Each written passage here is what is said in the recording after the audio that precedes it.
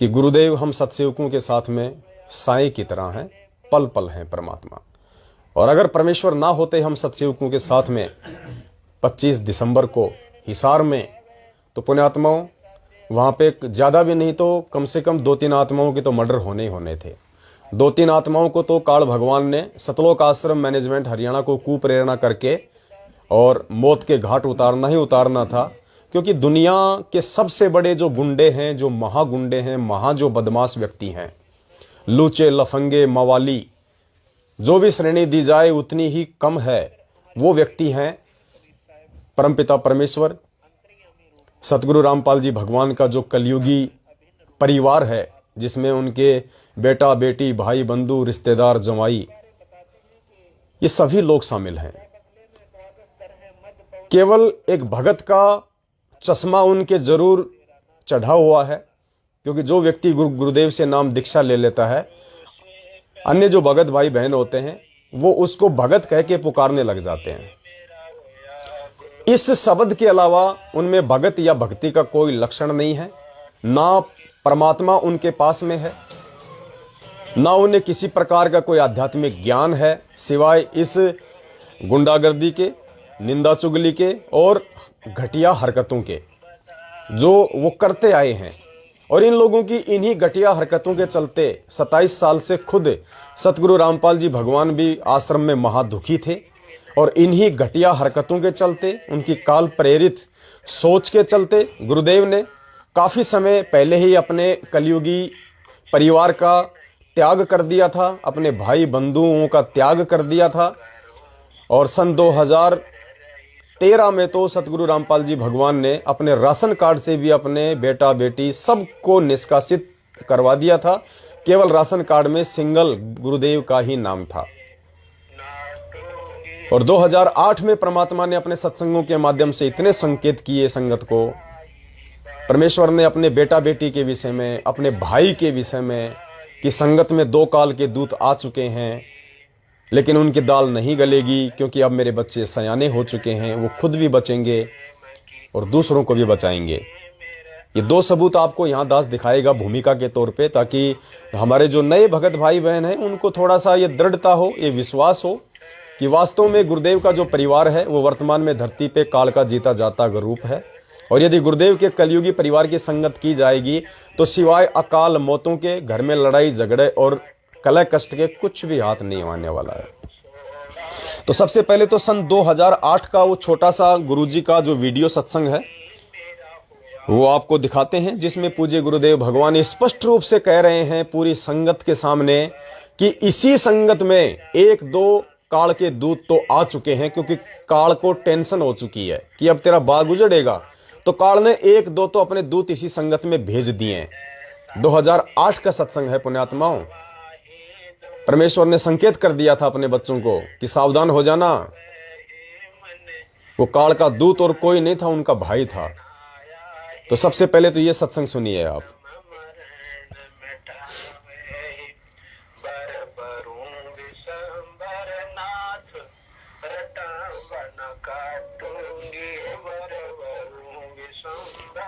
थोड़ा जूम करके दिखा देना भगत जी, वीडियो में दिखाऊं तो काल को चिंता होगी है कि ईब तेरी बात बिगड़ेगी। जो आज तक झूठा संदेशा भिजवा रखा था जनता में, अब ये पोल खुल रही है। तो जिस कारण से उसने ये सब कहानी बिगड़वाने की चेष्टा की, लेकिन समर्थ का सरना गहो रंग होरी हो, कभू ना हो एकाज राम रंग होरी हो। समर्थ की ओट में बैठे हैं हम, उस पूर्ण पुरुष की आड़ में, उसकी पूर्ण पुरुष की शरण में हम बैठे हैं। हमारा कभी आकाज नहीं हो सकता। तो इसी प्रकार काल अपने दूत इसी संगत में 1-2 तो हो चुके हैं, लेकिन उनकी दाल नहीं गल पाएगी। जनता बहुत सियानी बना दी हमने, अपने श्रद्धालुओं को तोते की तरह रटा दिया है ये ज्ञान। अब उन दुष्ट आत्माओं से औरों को भी बचाएंगे और आप भी दूर रहेंगे। तो परमेश्वर ने अपने 2008 के इस सत्संग में स्पष्ट रूप से संकेत कर दिया था कि इसी संगत में काल ने अपने दूत भेज दिए हैं। और आज सर्वविदित है, 18 नवंबर 2014 का बरवाला कांड, और उस बरवाला कांड में गुरुदेव का जो छोटा भाई था महेंद्र, जो आज वांटेड है, भगोड़ा बन के घूम रहा है, उसने ये साबित कर दिया 18 नवंबर की रात्रि को 2014 में सतलोक आश्रम बरवाला से पीठ दिखाकर भागकर अपनी प्रशासनिक पैठ के चलते उसने साबित कर दिया कि उस महेंद्र ने संत रामपाल जी भगवान को गुरु या भगवान तो कोसों दूर की बात है, अपना भाई भी नहीं माना था।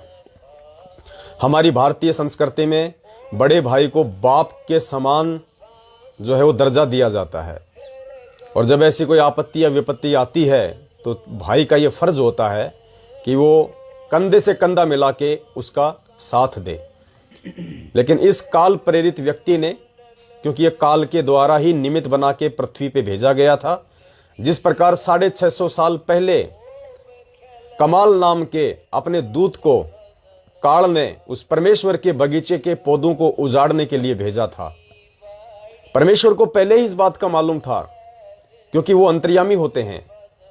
जब कमाल को उन्होंने मुर्दे से जीवित किया तो परमेश्वर को पहले ही पता था कि आगे चल के मेरी संगत में सबसे बड़ा जो भांग का बीज है ये कमाल बन के खड़ा होगा, मेरे बच्चों को मेरे से दूर करेगा, उन आत्माओं के अंदर संशय पैदा कर देगा, क्योंकि ये काल का एजेंट है।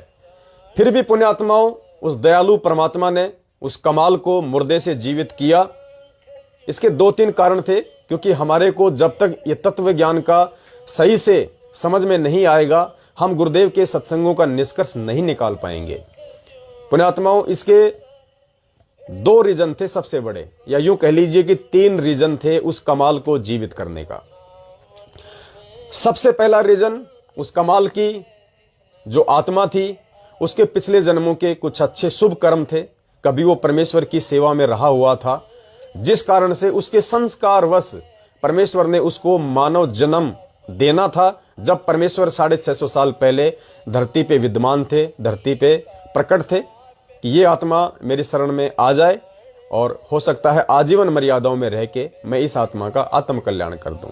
तो परमेश्वर अपने विधान अनुसार और अपने वायदे अनुसार और अपनी दयालुता के आधार से परमेश्वर ने उस आत्मा को, वो जिस भी शरीर में थी, जहां भी थी, परमेश्वर ने वापस उसे उसी शरीर में लेके आए और उसको भक्ति के लिए जीवन दान दिया। यह था सबसे पहला कारण। दूसरा कारण था 650 साल पहले उस परमेश्वर ने अपनी समर्थता को आज वर्तमान समय के लिए पूरे देश और दुनिया के सामने यह साबित करना था कि जो परमात्मा है, जिस परमेश्वर के गुण वेदों में लिखे हुए हैं कि वो परमेश्वर मुर्दे को भी जिंदा कर देता है। धर्मराज के पास यदि आत्मा चली गई हो तो परमेश्वर इतना समर्थ है, धर्मराज से भी आत्मा को छुड़वा के ला सकता है। तो परमेश्वर ने देश और दुनिया के सामने और धर्मशास्त्रों में उस परमेश्वर की महिमा और समर्थता का जो भंडार है उसको परमात्मा ने साबित करना था कि वो ऐसा परमेश्वर है कौन फिर जो मुर्दे को जिंदा कर दे। तो परमेश्वर ने उस कमाल को जीवित करके जो है ये साबित किया। ये दूसरा कारण था। और तीसरा जो सबसे बड़ा कारण था वो पुण्यात्माओं ये था, परमेश्वर ने ये दिखाना था किसको, आज आप और हमको, क्योंकि ये कलयुग की बिचली पीढ़ी है और बिचली पीढ़ी में ही परमात्मा ने अपनी आत्माओं को हर प्रकार से तैयार करके सतलोक लेके जाना है। तो हमारे सारी शंकाओं का निवारण, हमारे भ्रम परमेश्वर ने तोड़ने थे।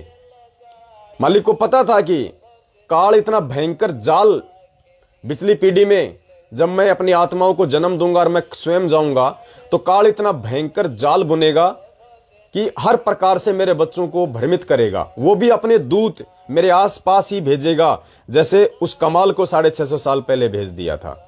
तो परमेश्वर को मालूम था कि काल मेरे घर में, जिस जगह पे मैं जाऊंगा उसी जगह पे काल मेरे भाई को, मेरे परिवार को अपने एजेंट के रूप में भेजेगा। क्योंकि मालिक ने फिर बाद में बताया कि धर्मदास एक कमाल नाम का दूत था जो काल ने हमारे पास में भेज दिया था। इसी प्रकार वो उस काल ने इस कलयुग की बिचली पीढ़ी में भी अपने दूतों को इस भक्ति मार्ग को धूमिल करने के लिए, इस भक्ति मार्ग को जो है वो गंदा करने के लिए अपने एजेंटों को उस संत के, उस परमेश्वर के आसपास ही भेजना था। और इसमें काल की कोई औकात नहीं होती है कि काल उस परमेश्वर के पास भेज देगा यदि परमेश्वर ना चाहे तो। लेकिन पुण्यात्मा और रजा इसमें सबसे बड़ी इस परमेश्वर की होती है। ये परमात्मा काल भगवान की चाल से ही सदा अपने काम निकालता आया है और आज भी निकाल रहा है। परमेश्वर को मालूम था कि इस भक्ति मार्ग में सबसे बड़ा रोड़ा, सबसे बड़ी बाधा अगर कोई होती है तो वो परिवारवाद है, वंशवाद है। तो उस परमेश्वर ने भी काल को नहीं रोका कि भाई भेज दे तेरे एजेंटों को। तो उस काल ने गुरुदेव के कलयुगी बेटा बेटी, भाई बंधु, रिश्तेदार, जवाई, इन सब के रूप में उनके इर्द गिर्द इस मार्ग को गंदा करने के लिए भेज दिया और उनको झूठ मूठ का भगत बना के और परमेश्वर के बिल्कुल नजदीक बैठा दिया कि देखता हूं आपका मार्ग आगे कैसे चलेगा। मेरे एजेंट लगातार टांग खींचते रहेंगे, हर बार परेशान करते रहेंगे। परमेश्वर तो परमेश्वर है, मालिक को पता है कि बेटा कर ले तुझे जो करना है, मेरा काम तो समय आने पे होना ही होना है, तेरी औकात नहीं कि तू मेरे कामों को रोक देगा। तो पुण्यात्माओं, उस कमाल को जीवित करने का जो तीसरा सबसे बड़ा कारण था वो परमेश्वर ने हमारी आंखें खोलनी थी। और आज जिन आत्माओं को ये विश्वास नहीं हो पाता कि, क्योंकि बहुत सारे जो नए भगत भाई बहन होते हैं जो ज्ञान इतना समझ नहीं पाते हैं, सच्चाई से इतना रूबरू हो नहीं पाते हैं, और उनको कोई कहता है कि यार ये बरवाला कांड गुरुजी के भाई ने करवाया है, देखो भगोड़ा बन के घूम रहा है, वरना क्या जरूरत थी उसको भगोड़ा बन के घूमने की, अगर वो सच्चा था तो हमारे गुरुदेव की तरह वो भी जाता पुलिस के साथ में। तो उनको विश्वास नहीं हो पाता आत्माओं को कि यार गुरुजी का भाई, और गुरुजी का भाई ऐसा कैसा करेगा, गुरुजी की बेटी ऐसे कैसे करेगी, गुरुजी का बेटा ऐसे कैसे करेगा। तो परमेश्वर ने कि वो ऐसा कैसा करेगा या ऐसा कैसा नहीं करेगा, परमेश्वर ने वो कमाल वाला एग्जाम्पल दिया। उस कमाल को भी परमात्मा ने मुर्दे से जीवित करके जन्म दिया और बचपन से उसको अपने घर पे रखा, अपने पास में रखा, मां बाप की तरह उसका लालन पालन किया, उसको शिक्षा दीक्षा दी और अपने पास में रखा, अपने बेटे की तरह रखा। और वो कमाल आगे जाके गुरुद्रोही साबित हुआ, काल का दूत साबित हुआ। तो परमेश्वर ने उस कमाल को मुर्दे से जीवित करने का तीसरा सबसे बड़ा कारण था गुरुदेव के कलयुगी परिवार के विषय में साध संगत को, भगत समाज को जागरूक करना कि बेटा अगर इस पृथ्वी पे अगर तुझे भक्ति करनी है तो केवल दो ही चीजों पे विश्वास करना, और एक तीसरी चीज है, दो चीजों पे तो आंख बंद करके विश्वास करना, तीसरी चीज पे ज्ञान को आधार बना के विश्वास करना। सबसे पहली चीज जिसपे आंख बंद करके विश्वास करना है वो है सतगुरुदेव, स्वयं ये परमात्मा। दूसरी चीज उनका ज्ञान, और तीसरी चीज वो भगत भाई बहन जो आपको उस परमेश्वर के विषय में जानकारियां दे रहे हैं, आपको भक्ति मार्ग की बातें बता रहे हैं। उन भक्तों पे भी आंख बंद के विश्वास करना, लेकिन उस ज्ञान को आधार बना के, उस ज्ञान रूपी टॉर्च को सदा अपने हाथ में रख के फिर उस भगत के ऊपर विश्वास करना, चाहे आंख बंद करके। जब तुम्हें ज्ञान वाली टोर से ये मालूम पड़ जाए कि ये भगत जो शब्द निकाल रहा है ये मेरे गुरु भगवान के सत्संगों से 100% मैच कर रहा है, उसके बाद आपने, क्योंकि वो शब्द उस भगत के नहीं है, भगत तो केवल निमित्त बनता है, शब्द तो परमेश्वर के हैं। अगर आपने जांच लिया कि सत्संगों के आधार से हैं, ज्ञान के आधार से हैं, जो गुरुदेव ने हमें बताया है वैसा ही ये भगत भाई बता रहा है, उसके बाद आपने फिर उन शब्दों पे विश्वास करना है। उस भगत के उस हाड़मास की शरीर पे विश्वास नहीं करना, उस जुबान पे विश्वास नहीं करना, उस 4, 5, 6 फुट के भगत पे विश्वास नहीं करना। उस भगत के मुख से वो परमात्मा जो शब्द निकलवा रहा है अपने, उन शब्दों पे विश्वास करना कि ये जो बातें बोल रहा है बिल्कुल सही है, इन बातों पे हमने अमल करना चाहिए। तो पुण्यात्मा, इसलिए परमात्मा ने कमाल को जीवित किया था, अपने कलयुगी परिवार का भंडाफोड़ करने के लिए, इन काल के दूतों की ज्ञान आधार से पहचान करवाने के लिए। संत रामपाल जी का भगत कहते हैं 27 साल से भक्ति कर रहा था महेंद्र, दादा गुरुदेव से नाम ले रखा था। 1994-95 में जिसको सारनाम मिल गया, पुण्यात्मा 7 साल से कुत्ते की तरह मुकदमा नंबर 428 में वांटेड होके, भगोड़ा बन के कुत्ते की तरह घूम रहा है, संगत के दान पे हराम की टूक तोड़ रहा है। पुण्यात्मा, ना उसके पास में भक्ति है, ना उसके नजदीक भगवान है। आप लोग यदि उनके पीछे लगे रहना चाहते हो आंख बंद करके, तो ये आपकी अपनी मौज है। ना हम सत्सेवक आपको मना करेंगे, ना परमेश्वर जबरदस्ती आपको मना करने वाला। भगवान ने आपको अपने सत्संग रूपी टॉर्च से रोशनी करके दिखाना था कि बेटा रास्ता साफ किधर है और रास्ते में कांटे कौन सी तरफ है। मैनेजमेंट की तरफ रास्ते में कांटे हैं या बिल्कुल हाईवे है, या सत्सेवकों की तरफ रास्ता साफ है या कांटे हैं। गुरुदेव का काम होता है दिखाना। गुरु की जो परिभाषा परमेश्वर ने बताई, गु यानी अंधेरा और रू यानी प्रकाश, जो अंधेरे से जो प्रकाश की तरफ लेके जाए, जो कुमार्ग से जो सतमार्ग की तरफ लेके जाए, जो आपको एक सच्चा रास्ता दिखा दे, उसको कहते हैं गुरु। तो परमेश्वर का काम, सतगुरु रामपाल जी भगवान का काम था आपको एक मार्ग दिखाना। ज्ञान आधार से, सत्संगों के आधार से आपका आत्म कल्याण कहां हो सकता है, आपके आत्म कल्याण के मार्ग में कौन बाधा पैदा कर सकता है, कैसे आपको उन बाधाओं से निकलना है। गुरु का केवल इतना ही काम है। इसके अलावा गुरु जबरदस्ती आपका चोटा पकड़ के आपको सतलोक नहीं लेके जाने वाला। इस बहम में मत रहना। ज्यादा आ रहा है?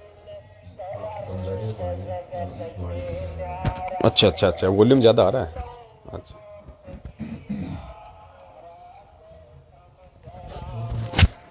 और कम करूं? हो जाएगा। चलो, वो दया मालिक की, थोड़ा सा मालिक की वाणी साथ में चल रही थी, अच्छा लगता है। परमपिता परमेश्वर के शब्द जब साथ में चलते हैं तो वॉल्यूम थोड़ा ज्यादा था, भगत जी ने थोड़ा सा माइनस करवाया है। दया परमात्मा की। तो पुण्यात्माओं, ये तो एक भूमिका सी थी जो आप लोगों को थोड़ा सा समझाना था, जो नए भगत भाई बहन है। बाकी जो पुराने भगत हैं, काफी दिनों से साथ संगतियों से जुड़े हुए हैं, वो तो एडी से लेकर चोटी तक इनके कुकर्मों से अवगत हैं कि ये कितने बड़े फर्जी आदमी हैं, कितने बड़े जो है ये नीच प्रवृत्ति के इंसान हैं। और परमात्मा कहते हैं जो देते हैं भगवान को धोखा, इंसान को क्या छोड़।